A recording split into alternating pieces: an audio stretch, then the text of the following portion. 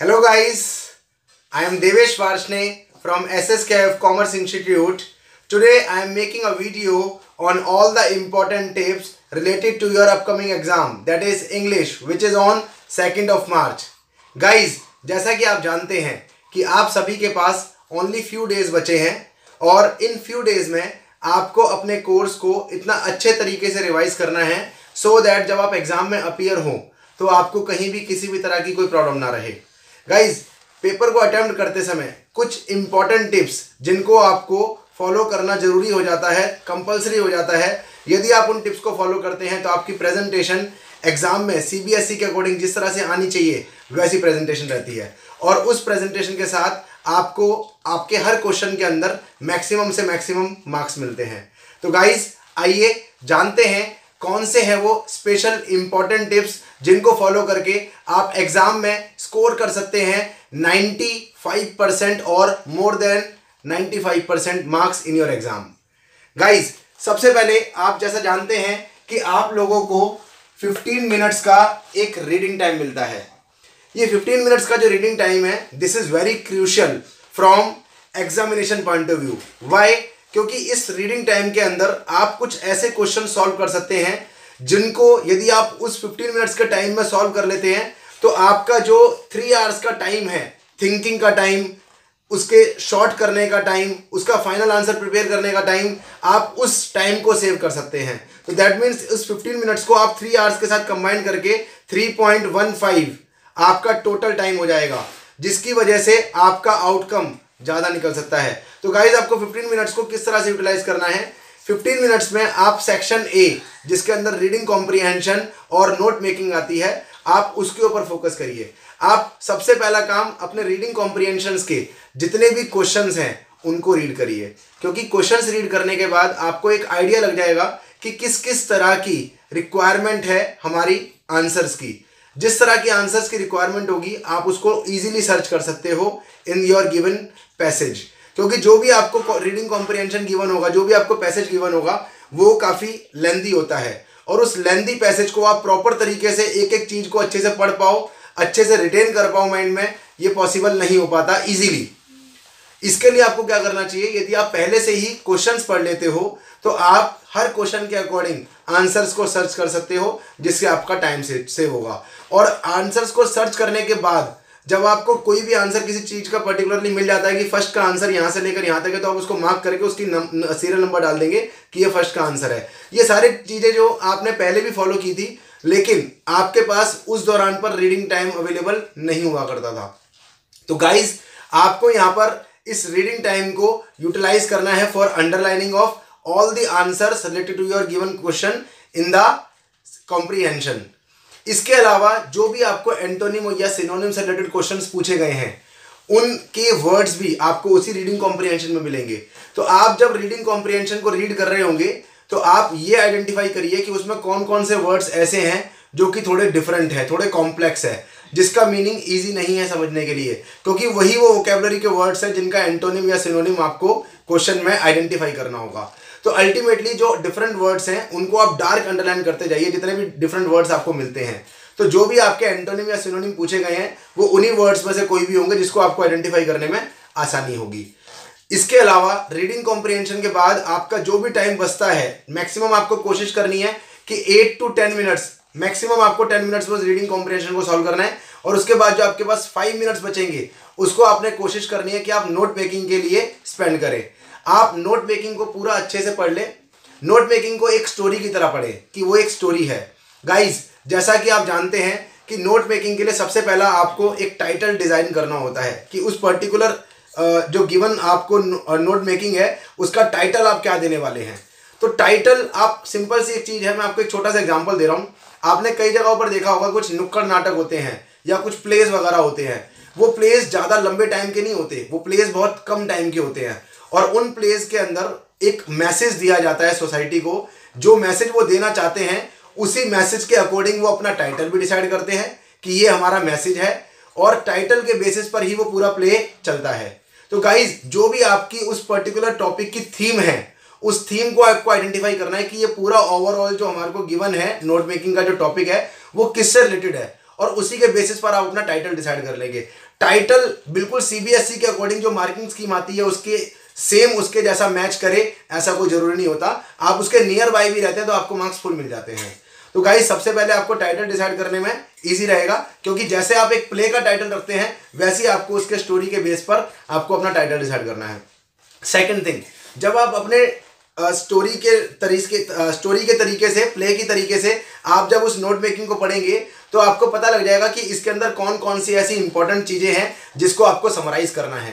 तो गाइस उन इंपॉर्टेंट चीज़ों को आप अंडरलाइन करते जाइए। ये आप अपना रेगुलर रूटीन में भी करते हैं। जब आप अपने किसी भी पर्टिकुलर चैप्टर को पढ़ते हैं, किसी भी पर्टिकुलर सब्जेक्ट से रिलेटेड, तो आप उन चैप्टर्स के अंदर ध्यान दीजिए, हमेशा अंडरलाइनिंग करते हैं जो जो चीज़ें आपको इंपॉर्टेंट लगती है। तो सेम आपको यही काम नोट मेकिंग के लिए भी करना है। आपको अंडरलाइनिंग करनी है और फिर जो जो आपके इंपॉर्टेंट पॉइंट्स निकलेंगे उसको आपको देन समराइज करना है, वो आपकी नोट मेकिंग हो जाएगी। तो गाइज आपका ये जो काम था अंडरलाइनिंग का, ये आपके लिए हेल्प करेगा जब आपका वो 3 आवर्स का टाइम स्टार्ट होगा राइटिंग का। वहां पर आपको केवल कॉपी एंड पेस्ट करना है, नथिंग एल्स। तो आपका जो सोचने का, आपका जो रीडिंग का टाइम था वो 15 मिनट्स का पूरा यूटिलाइज हो जाएगा। आप जब 15 मिनट्स के टाइम को यूटिलाइज कर रहे होंगे तो ना तो आपको सेक्शन सी की तरफ जाना है, ना ही आपको सेक्शन बी की तरफ जाना है। क्योंकि यदि आप सेक्शन सी या सेक्शन बी की तरफ थोड़ा सा भी जाते हैं कि आर्टिकल क्या आया है या रिपोर्ट क्या आई है, मैं एक बार थोड़ा सा देख लूँ कि मेरे से रिलेटेड आया है या नहीं आया, मेरे से रिलेटेड मतलब ये मेरा प्रिपेयर्ड है या नहीं, यदि आप चले जाते हैं तो गाइज आप ध्यान रखिएगा कि आपका माइंड यदि एक बार सेक्शन बी या सेक्शन सी की तरफ चला गया तो आप सेक्शन ई को जब रीड कर रहे होंगे तो आप उस पर 100% फोकस नहीं कर पाओगे, क्योंकि आपका माइंड बार बार वो सेक्शन बी और सेक्शन सी के आंसर्स को सोचने में ही लगा रहेगा। तो गाइज गलती से भी ये गलती मत करना कि आप सेक्शन बी या सेक्शन सी को अपने रीडिंग टाइम के अंदर उठा लो। आपको सेक्शन ए पर ही अपना पूरा का पूरा 15 मिनट्स का टाइम एलोकेट करना है। सो गाइज सबसे पहला जो हमारा था इंपॉर्टेंट टिप वो था 15 minutes utilization for section A. उसके बाद जब आपका राइटिंग टाइम स्टार्ट होता है तो राइटिंग टाइम के स्टार्ट होने के अंदर आपको अब डिसाइड करना है कि आप कौन सा पर्टिकुलर सेक्शन सबसे पहले स्टार्ट करेंगे। दैट सेक्शन में B section A, section B और section C according to your comfort level. जिस पर्टिकुलर सेक्शन में आपको ज्यादा कंफर्ट लेवल है आप उसके अकॉर्डिंग सेलेक्ट कर सकते हैं। जनरली जो सीक्वेंस फॉलो किया जाता है एग्जाम के अंदर वो सीक्वेंस होता है या तो सी बी ए, यानी सबसे पहले आप सेक्शन सी अटेम्प्ट करते हैं, then section B, then section A. और काफी स्टूडेंट्स ये भी करते हैं कि यदि उन्होंने ऑलरेडी पहले से 15 मिनट्स के अंदर अपने रीडिंग कॉम्प्रिहेंशन और नोट मेकिंग को मार्क कर लिया है तो वो सेक्शन ए पहले अटेम्प्ट कर देते हैं, देन सेक्शन बी और देन सेक्शन सी। इन दोनों में से आप कोई भी सीक्वेंस फॉलो कर सकते हो, बट यदि आप मेरे टिप्स के अकॉर्डिंग चलो, मेरी गाइडेंस आप लोगों को यही है कि आप सबसे पहले सेक्शन सी से स्टार्ट करें। उसका रीजन बहुत सिंपल सा है गाइज, आपका आंसर शीट जो भी टीचर चेक करेगा, जो भी जिसके हाथ में भी आपकी आंसर शीट जाएगी, that particular teacher is not aware about you, whether you are intelligent और you are an average student or you are below than average. He or she is not aware about you. Now the question arises कि यदि वो आपके बारे में aware नहीं है तो वो कैसे पता लगाए कि आप इंटेलिजेंट हो, एवरेज हो या बिलो देन एवरेज हो। तो वो क्या करते हैं, जो भी चीज आपने सबसे पहले अटेम्प्ट की है उसको एक बार शुरुआत में अच्छे से पढ़ते हैं, शुरुआत में अच्छे से थोड़ा सा ध्यान देते हैं कि जो भी आपने आंसर लिखा है, फर्स्ट आंसर आपका जो भी होगा उसके कंटेंट को वो रीड करेंगे और उस कंटेंट के बेसिस पर ही वो आइडिया लगाएंगे कि आपकी लेवल ऑफ प्रिपरेशन किस तरह की है, कि आपका प्रिपरेशन अच्छे लेवल का है, अच्छे से थोड़ा सा कम है या एवरेज है या उससे भी कम है। वो शुरुआत के ही आंसर्स को पढ़कर आपके लेवल का आइडिया लगा लेते हैं। तो गाइज यदि आप सेक्शन सी से स्टार्ट करते हैं तो सेक्शन सी एक ऐसा सेक्शन है जिसके बारे में जो भी कुछ एग्जाम में पूछा जाना है उससे रिलेटेड आप ऑलरेडी पहले से ही पढ़ चुके हो, और एक बार नहीं आप कई बार पढ़ चुके हो। आपने अपना लिटरेचर और नॉवेल्स पार्ट कई बार पढ़ा होगा ड्यूरिंग द ईयर और उसकी रिवीजन भी आप कई बार कर चुके होंगे। गाइज यदि आप सेक्शन सी से स्टार्ट करते हो तो एक चीज तो श्योर है कि उसके अंदर कुछ ऐसा नहीं होने वाला जो आपको नहीं आता होगा, आपको सब कुछ आता होगा। और सब कुछ जब आपको आता होगा तब आप उस सेक्शन से यदि स्टार्ट करते हो तो आपने हमेशा ऑब्जर्व किया होगा, ये आपका पास्ट एक्सपीरियंस रहा है कि जब भी हम शुरुआत में कोई चीज करते हैं, कोई भी क्वेश्चंस उठाते हैं, चाहे वो असाइनमेंट का हो, होमवर्क का हो, टेस्ट का हो या आपके एग्जाम्स का हो, जब आप इनिशियली उठाते हो और क्वेश्चन सॉल्व होने लग जाते हैं तो आपका कॉन्फिडेंस बिल्डअप होना स्टार्ट हो जाता है। और कॉन्फिडेंस जब आपका बिल्डअप होना स्टार्ट हो जाता है तो आपका जितना भी रिमेनिंग पेपर है डेफिनेटली आप उसके अंदर बेस्ट करते हो और आपका आगे का सारा पेपर अच्छा जाता है। लेकिन यदि शुरुआत में ही कुछ ऐसे क्वेश्चंस का सिलेक्शन हो जाए जो आपको अच्छे से नहीं आते, यानी आपके आंसर सेटिस्फैक्टरी नहीं रहे या शुरू में ही कुछ मिस्टेक्स हो जाए, तो आपका पेपर आगे बिगड़ने के चांसेस बहुत ज़्यादा बढ़ जाते हैं, क्योंकि आपका मोरल, आपका कॉन्फिडेंस लेवल बहुत डाउन हो जाता है। तो गाइस सबसे बेटर यही है कि आप सेक्शन सी से स्टार्ट करें, क्योंकि सेक्शन सी इसलिए भी इंपॉर्टेंट है क्योंकि सेक्शन सी जो है आपने वो एक लर्निंग वर्क कर रखा है। सेक्शन सी में आपने एक लर्निंग वर्क कर रखा है, आप कुछ चीजें माइंड में रिटेन करके गए हो, तो इनिशियली आपका माइंड जो है वो फ्रेश है। तो जब फ्रेश माइंड में आप जितनी भी रिटेन की हुई चीजें हैं उनको ज्यादा से ज्यादा निकाल कर पहले ही कर दोगे तो आपको रिटेन करने वाला काम कुछ नहीं है। यानी आप जो भी रिटेन करके गए थे आपने उसको फर्स्ट अटेम्प्ट में निकाल दिया, क्योंकि सेक्शन ए और सेक्शन बी ऐसी चीजें हैं जिसमें आपको ज्यादा से ज्यादा अपने आप बनाकर लिखना है। तो क्यों ना हम पहले वो काम करें जो हम अपना रिटेन करके आए हैं, उस काम को करके हम अपने को फ्री करें, अपने ब्रेन को रिलैक्स करें, उसे हल्का करें। तो guys section C according to me आपको सबसे पहले स्टार्ट करना चाहिए। लेकिन इसमें एक इंपॉर्टेंट बात मैं और कहूंगा आपसे कि सेक्शन सी के अंदर आपने जितने भी वोकैबुलरी के वर्ड्स प्रिपेयर किए हैं, guys listen to me carefully, आपने टेक्स्ट बुक आपकी जो भी है, नॉवल जो भी आपकी है, उसके अंदर कुछ वोकैबुलरी के वर्ड्स होते हैं जो कि थोड़े से कॉम्प्लेक्स वर्ड्स होते हैं। उन वर्ड्स को आपको लर्न करना चाहिए विद देयर मीनिंग। यदि आपने उनको लर्न नहीं किया है तो गाइज 2-3 दिन 4 दिन आपके पास जो बचे हैं उनके अंदर इंपॉर्टेंट वर्ड्स को याद कीजिए। क्यों? क्योंकि जब आप उन वर्ड्स को यूज करेंगे अपने आंसर्स को लिखने में और आप उन वर्ड्स को यदि अंडरलाइन कर देंगे तो मैं आपको विश्वास दिला रहा हूं you will get 100% marks in those all questions which are to be asked in the question paper. तो गाइज बेटर है कि आप वोकेबलरी को थोड़ा सा स्ट्रॉन्ग कर लें और अपनी टेक्स्ट बुक की जो वोकेबलरी है एटलीस्ट उसको तैयार करके चलें। उस वोकेबलरी को आप सेक्शन सी में भी यूज कर सकते हैं और यदि सेक्शन बी में कहीं पर रिक्वायरमेंट हो उन वर्ड्स की तो आप उनको वहां भी यूज कर सकते हैं और उनको आप अंडरलाइन कर सकते हैं। तो गाइस सबसे पहले आपको मैंने कहा कि आपको सेक्शन सी से स्टार्ट करना चाहिए और जितने भी वोकेबलरी के वर्ड्स हैं आपको उनको यूटिलाइज करना चाहिए। साथ में यदि आपके लिए पॉसिबल है कि एनसीईआरटी की कुछ इंपॉर्टेंट लाइंस हर चैप्टर की 10 से 15 और 15 से 20 जितनी लाइंस हो सके आप यदि याद कर पाएं तो उनको याद कर लीजिएगा, क्योंकि आपके लिए बहुत बड़ा एडवांटेज होगा। यदि कोई भी लॉन्ग क्वेश्चन या शॉर्ट क्वेश्चन आता है तो आप उन इंपॉर्टेंट लाइंस को यूटिलाइज कर सकते हो उन आंसर्स के अंदर और अंडरलाइन करके आइए उन इंपॉर्टेंट लाइंस को। जब आप उनको अंडरलाइन करके आएंगे तो teacher will be able to understand your quality of content, कि जो भी आप कंटेंट लिख रहे हो उसको पता लग जाएगा कि बच्चे की क्वालिटी है, इसने अच्छे से थॉरोली हर चीज को पढ़ा है। ये ऐसा ही नहीं है कि ऊपर ऊपर पढ़ के आ गया, इसको डेप्थ नॉलेज है सब्जेक्ट की और इसका बेनिफिट आपको सेक्शन बी और सेक्शन ए में मिलेगा। तो गाइस सबसे पहले आपने सेक्शन सी करना है। सेक्शन सी के बाद देन आप जाओगे सेक्शन बी के ऊपर। सेक्शन बी जो है ये राइटिंग सेक्शन है। इसके अंदर जो भी चीजें आपसे पूछी जाएंगी वो सारी कॉमन चीजें हैं। ये आपने क्लास 11th में भी की थी। इसके अंदर आर्टिकल्स आते हैं, रिपोर्ट राइटिंग आती है, लेटर आते हैं, advertisement, speech, debate, etcetera etcetera. There are so many things which are to be asked in the examination. अब ये जितनी भी चीजें हैं ये सारी ज्यादातर वो हैं जो जैसे मैंने आपको कहा 11th में पढ़ी थी, प्लस साथ में आपने 12th में भी इसमें एड ऑन किया।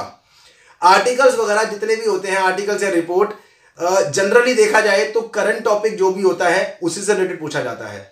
मैं आपको वीडियो के एंड में बताऊंगा कि इस टाइम कौन कौन से करंट इंपॉर्टेंट टॉपिक्स हैं जो कि आर्टिकल्स और रिपोर्ट राइटिंग में आपसे एग्जाम में पूछे जा सकते हैं। आप उनको एटलीस्ट अच्छे से जरूर तैयार कर लीजिएगा, क्योंकि वो टॉपिक्स हैं जो सारे इस टाइम के लिए 2019 एग्जाम के लिए हॉट टॉपिक्स हैं। यदि आप उनको प्रिपेयर कर लेते हो अच्छे से विद फैक्ट्स एंड फिगर्स तो आपको फुल मार्क्स मिल जाते हैं उसके अंदर। तो गाइज आपको सेक्शन बी स्टार्ट करना है और सेक्शन बी के लिए एक बात सबसे इंपॉर्टेंट है और वो ये कि आपके जितने भी फॉर्मेट्स हैं सेक्शन बी में वो सारे आपको अच्छे से पता होने चाहिए। जितने भी फॉर्मेट्स आपके लेटर के हैं, आर्टिकल के हैं, रिपोर्ट के हैं, एडवर्टीजमेंट के, यदि आपको ये फॉर्मेट्स याद होते हैं, पता होते हैं अच्छे से, तो समझ लो आपका आधा आंसर तो वैसे ही हो गया। अब बाकी का जो आधा आंसर है उसका वो आपका कंटेंट है। आपने बस उसमें कंटेंट फिल करना है उस फॉर्मेट के अंदर, आपका वो क्वेश्चन सॉल्व हो जाता है। और जो आपने सी सेक्शन बिगिनिंग में किया था, यदि आपने टीचर को इंप्रेस कर दिया वहीं पर, तो आपका सेक्शन बी बहुत अच्छे चांसेस हैं कि वो आपको फुल मार्क्स दिलाएंगे, क्योंकि आप टीचर को ऑलरेडी इंप्रेस कर चुके हो। बस आपको टीचर को कंटेंट दिखाना है और खासकर यदि उस कंटेंट को आपने अंडरलाइन कर दिया, जैसे गाइस मैंने लिखा है इंपॉर्टेंट लाइंस को आपने अंडरलाइन करना है, तो जो जो आपके फैक्ट्स एंड फिगर्स आपको लगता है कि बिल्कुल ट्रू हैं, मार्केट के अकॉर्डिंग जैसे रिक्वायरमेंट है वैसे ही फैक्ट्स एंड फिगर्स हैं, तो आप उन फैक्ट्स एंड फिगर्स को अंडरलाइन कीजिए, इंपॉर्टेंट लाइंस को अंडरलाइन कीजिए, जिससे आपको फुल मार्क्स। सेक्शन बी के बाद आपको सेक्शन ए स्टार्ट करना है। सेक्शन ए के अंदर ऑलरेडी आप पहले से ही अंडरलाइनिंग कर चुके हो और उस अंडरलाइनिंग को आपको जस्ट केवल कॉपी पेस्ट करना है। तो आपने section C, then section B and then finally section A finish करना है। और ये करने के बाद आपके पास मिनिमम 15 to 20 मिनट्स बचे होने चाहिए ताकि आप एक बार जितना भी आपने पेपर अटेम्प्ट किया है उसको रिवाइज कर सको। रिवीजन में बेनिफिट ये होता है कि जो जो चीज़ आपने लिखी है उस लिखे हुए कंटेंट के अंदर जो भी कुछ आपकी इंपॉर्टेंट चीज़ें हैं जो कि यदि आप लिखते समय अंडरलाइन नहीं कर पाए तो आप रिवीजन के टाइम पर उसको अंडरलाइन कर सकते हैं। गाइस, कोशिश करना कि अंडरलाइनिंग आप पेंसिल से करो और पेंसिल थोड़ी डार्क चलती हो ताकि जब तक पेपर चेक होने का टाइम आए वो पेंसिल्स लाइट ना पड़े। यदि लाइट पड़ गई तो आपकी अंडरलाइनिंग नहीं दिख पाएगी। तो कोशिश कीजिएगा डार्क पेंसिल रहे और उससे आप अंडरलाइनिंग कर सकें। तो गाइस, आपको ये तो पता लग गया कि आपको पेपर अटेम्प्ट किस तरह से करना है, section C, then section B, then section A. क्योंकि काफ़ी स्टूडेंट्स के माइंड में यही सबसे बड़ी कंफ्यूजन होती है कि किस पर्टिकुलर सेक्शन से हमें स्टार्ट करें। और हमारे अपने भी स्टूडेंट्स ज़्यादातर मुझसे यही क्वेश्चन पूछ रहे थे कि सर हम पेपर को किस तरह से स्टार्ट करें, कौन से सेक्शन से स्टार्ट करें और किन बातों का सबसे ज़्यादा इंपॉर्टेंट ध्यान रखना है। तो गाइस, पेपर को अटेम्प्ट करने का तरीका तो पता लग गया। इंपॉर्टेंट चीज़ों को अंडरलाइन करना है, हमें एनसीईआरटी की वोकेबलरी को यूज़ करना है सेक्शन सी में, प्रॉपर फॉर्मेट्स को यूज़ करना है सेक्शन बी में, और सेक्शन ए को हमने ओनली कॉपी पेस्ट करना है जो हमने मार्क किया था उसको।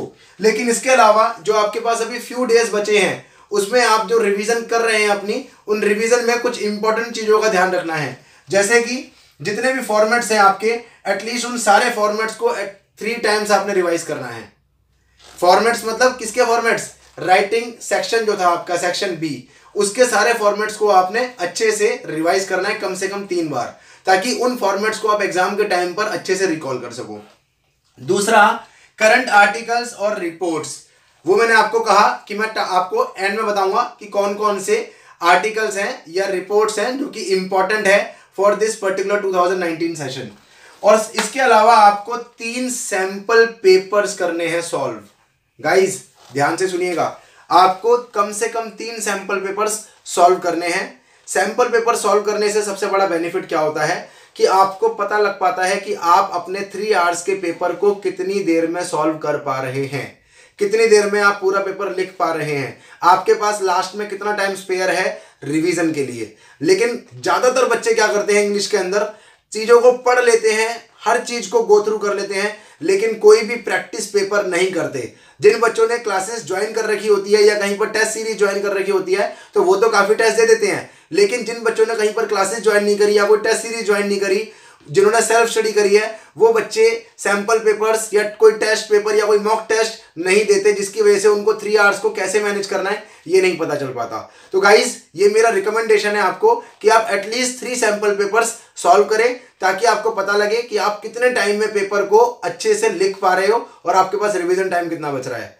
और 3 सैंपल पेपर सॉल्व करने से आपको काफ़ी हद तक आइडिया भी लगेगा कि पेपर के अंदर फ्लो किस तरह से बनाया जाता है, रीडिंग का फ्लो कैसे बनाया जाता है फर्स्ट 15 मिनट्स के अंदर, और राइटिंग का फ्लो कैसे बनाया जाता है। गाइस, ये था मेरी तरफ से कुछ इंपॉर्टेंट टिप्स जो कि आपको एग्जाम के दौरान फॉलो करने हैं, जिसकी वजह से आप अच्छा स्कोर कर सकते हो, अच्छी प्रेजेंटेशन दे सकते हो। जैसा कि मैंने आपको कहा था कि वीडियो के एंड में मैं आपके साथ कुछ important topics related to your article, speech and reports share करूंगा।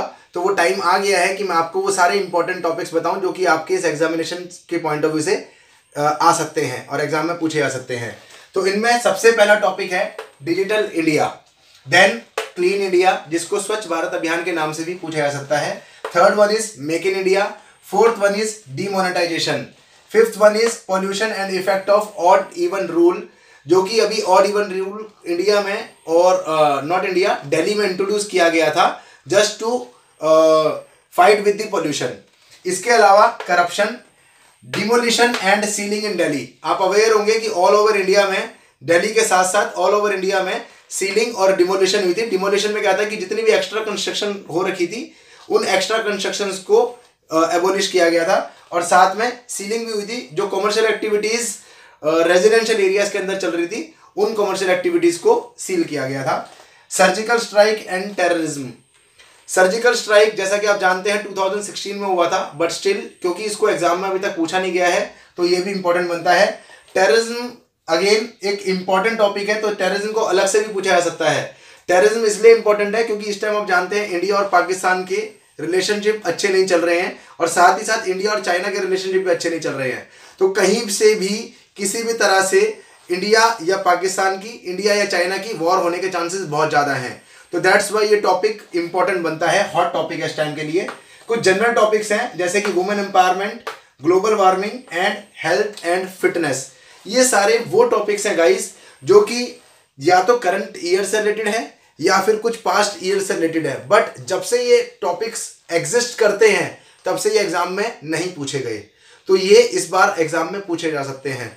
मैं ये नहीं कह रहा कि इन्हीं टॉपिक्स में से आपके एग्जाम में आएगा, बट ये सारे टॉपिक्स इंपॉर्टेंट है। इनको किसी भी रूप में आर्टिकल्स, रिपोर्ट, स्पीच, डिबेट या किसी भी एक पर्टिकुलर फ्रेमवर्क के अंदर रख के आपसे पूछा जा सकता है।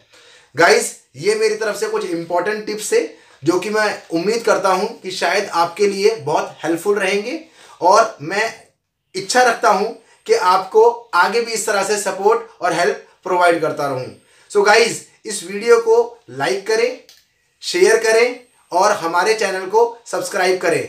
और एक इम्पॉर्टेंट चीज़ कि इन आर्टिकल से रिलेटेड जितने भी आपको कंटेंट मिलेगा उसके लिंक्स मैं आपको नीचे डिस्क्रिप्शन बॉक्स में दे रहा हूं, ताकि आप इन सारे टॉपिक से रिलेटेड कंटेंट को वहां से कलेक्ट कर सके और अकॉर्डिंगली आप अपने एग्जाम के लिए यूज कर सके।